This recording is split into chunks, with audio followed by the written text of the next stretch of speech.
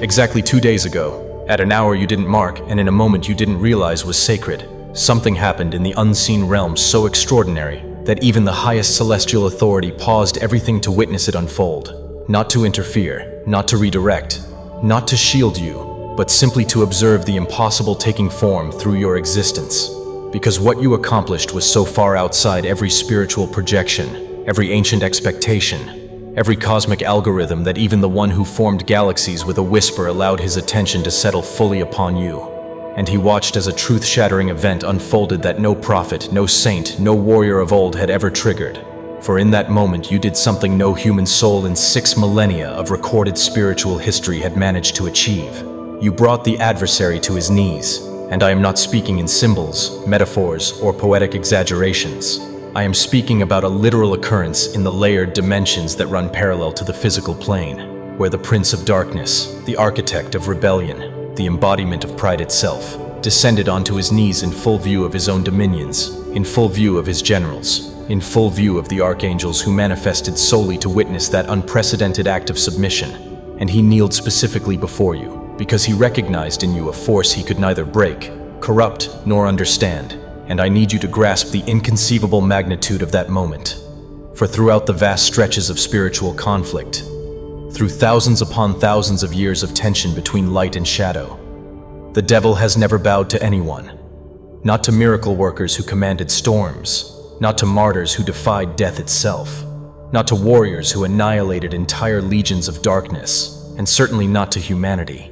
For the very origin of his fall, the reason he lost his celestial rank, the reason he chose eternal exile over obedience, was because he refused to kneel before the human soul. And when the Creator issued that command, honor humanity or depart, he responded with a single defiant refusal and was cast out along with the third of angels who aligned with him.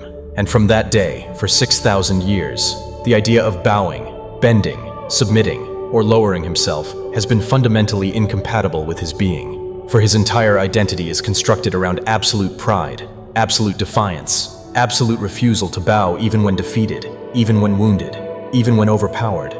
Yet 48 hours ago, something inside him cracked. Not because he was forced, not because he was threatened, not because heaven pressured him, but because he encountered a consciousness, your consciousness whose integrity, strength, and incorruptibility defied every expectation his kingdom had ever formulated. And the moment he recognized that you were beyond conquest, beyond manipulation, beyond the reach of temptation or coercion, he bowed and God himself uttered 3 words that echoed across dimensions. I didn't expect this. And those words carried such power that the structure of the spiritual realms trembled with new configuration. And now you are standing at the center of an awakening. The universe is rearranging itself around.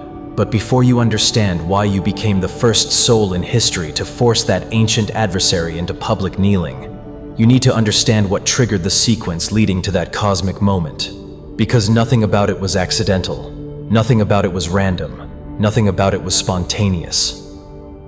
Your own choices summoned this outcome, beginning several weeks ago when the dark realms started watching you closely, not casually, not as part of routine observation, but with concentrated methodical attention, because you unknowingly activated one of their highest alert classifications, something known in the infernal hierarchy as an integrity anomaly level 9, which is triggered only when a human soul demonstrates a moral code so deeply rooted that it overrides survival instinct, fear response, emotional desperation, and immediate self-preservation. And let me tell you how you triggered that alert. Because you remember that Friday night, the one where you faced a decision that tore at your mind and twisted your stomach. The decision that forced you to sit alone, staring at the ceiling or pacing the floor or lying motionless while your thoughts burned. The decision that seemed to split your life into 2 different timelines. One path offering the easy solution, the path that would have resolved everything instantly, given you what you needed, removed complications, soothed your exhaustion, and yet demanded a compromise so small most people wouldn't even notice it. While the other path, the hard one, the painful one, the one that preserved your truth but guaranteed prolonged struggle, sat in silent opposition, and you wrestled for hours, your mind trying desperately to justify the easy way, whispering that nobody would know, nobody would care, nobody would ever discover what choice you made.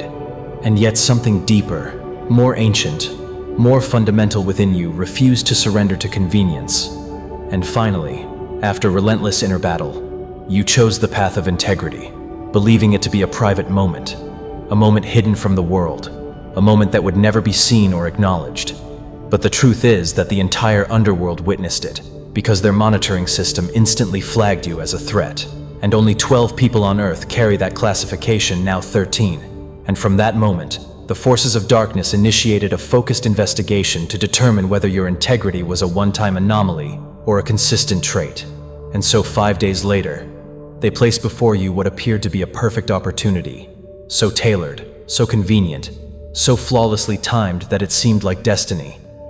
An opportunity that addressed multiple struggles at once, provided relief, offered advancement, or supplied the very resources you'd been crying out for. And the person delivering it was unusually eager, unusually accommodating, removing every obstacle so all you needed to do was say yes. But hidden inside that opportunity was a subtle compromise, not huge, not glaring, not morally catastrophic, just a small misalignment that would require bending your principles slightly, the kind of thing most people accept without hesitation. And you looked at that opportunity, knowing it solved everything, knowing it felt like an answer to prayer, and your mind tried to rationalize it, telling you that everyone does things like this, that it's harmless, that you deserve relief after everything you've been through. But when the moment came to give your agreement, your soul rejected it before your mind could debate it, and you declined, even though it hurt, even though it prolonged your struggle, even though you questioned yourself afterward. And at that moment the devil called an emergency meeting, summoning the 7 princes of hell: Lucifer, Beelzebub, Asmodeus, Leviathan, Belphegor, Mammon, and Satan, each of whom reviewed your profile and discovered that every strategy they used had failed. For Mammon concluded you value truth above prosperity. Asmodeus saw that you resist instant gratification even in desperation. Leviathan found that increasing pressure only strengthens your resolve. And Belphegor declared that suffering cannot bend you because you do not operate from fear, but from principle. And yet what you did next escalated the situation beyond anything the infernal realms had prepared for. Because 7 days ago, you were presented with a perfect chance for revenge. A moment when someone who deeply hurt you was vulnerable, and you possessed everything needed to strike back: information, opportunity, justification, and no one would have judged you. Many would have applauded you, and yet you let the moment pass. Not because you were afraid, not because you excused their behavior, not because you lacked options, but because something in you does not operate through retaliation, even when retaliation is deserved. And that single choice detonated panic in the underworld, because hell thrives on the cycle of pain, creating pain, hurt creating hurt, victims becoming perpetrators, darkness perpetuating itself endlessly. But you broke that cycle, not by force, not by vengeance, but by refusing to feed it, proving you are not merely resilient, but restorative, not merely strong, but transformational. And so the devil convened a second council, this time with the entire infernal court. Thousands of entities studying your behavior, discovering 3 qualities that should not coexist in one being: unbreakable endurance, incorruptible integrity, and boundless compassion.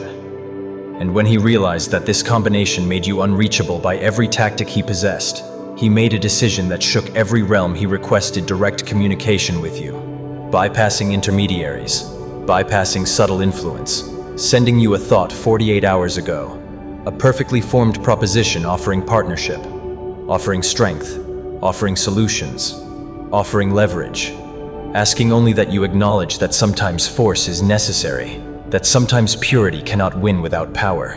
And yet the instant that thought entered your mind, your soul rejected it with a speed that defied analysis. And in that rejection, the devil finally understood that he was up against something he could not defeat, could not predict, could not manipulate.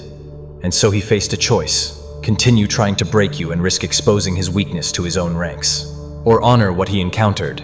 And in a move no one foresaw, he chose honor, kneeling in full view of all dimensions, and the archangels manifested to witness it. And God decreed your activation, marking the moment your true celestial identity began to reawaken.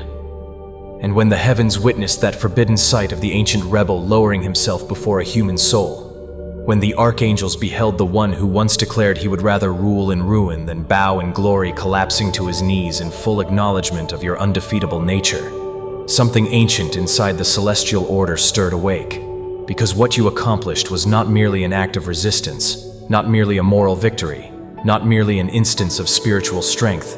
It was the completion of a test you took long before your birth, a mission you volunteered for in the high courts of eternity, long before your earthly memories were sealed, long before your human identity formed, long before your first breath in this world. Because there was a time beyond time when you stood among the celestial legions, not as a common soldier, not as an observer, not as a weak spirit needing guidance, but as one of the rarest specialists ever formed, an integrity bearer, a warrior whose very essence is structured around incorruptibility, the type of being sent into the darkest dimensions where corruption is thick as smoke, where deception coils like serpents around the mind, where fear distorts perception, where temptation distorts truth, and yet even there, your essence remained inviolate, untouched, unaltered, and the archangels called you the unyielding, the inflexible flame, the soul that cannot bend. And your missions were not ordinary missions, not minor rescue operations, not simple assignments to assist incarnated souls. You were deployed into realms that devour the weak, realms where fallen entities twist consciousness into knots, realms where the slightest hesitation means permanent entrapment.